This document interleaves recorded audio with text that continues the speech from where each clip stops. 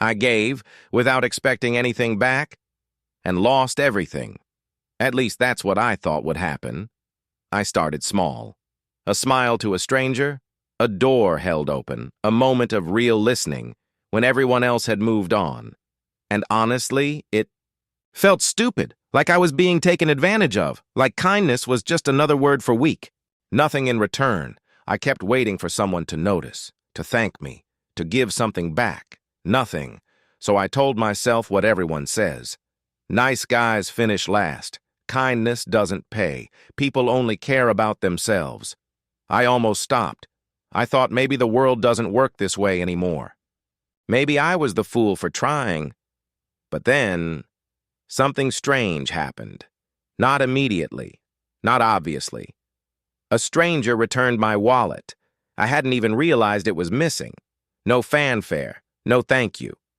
Just returned. Then a friend remembered. Something I mentioned months ago. Something I'd forgotten myself, and showed up with exactly what I needed. Then a colleague I barely spoke to offered help I never asked for, the kind that changes everything, without you even seeing it coming. And that's when it clicked. Kindness isn't a transaction. It doesn't come back from the person you gave it to. It doesn't arrive wrapped the same way.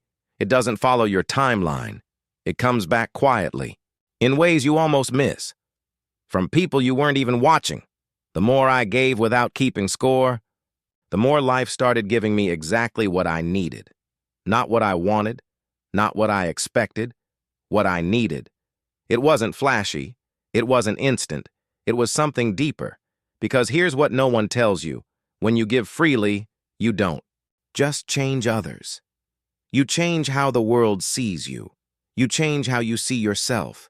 You stop walking through life with clenched fists, protecting what's yours.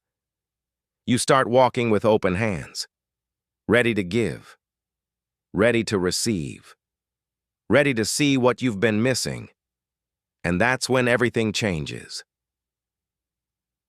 The day I stopped keeping score was the day life stopped keeping score with me. But here's the real twist. I didn't get back what I gave. I got back something better. I got back myself, the version of me that wasn't constantly calculating, constantly measuring, constantly afraid of being cheated.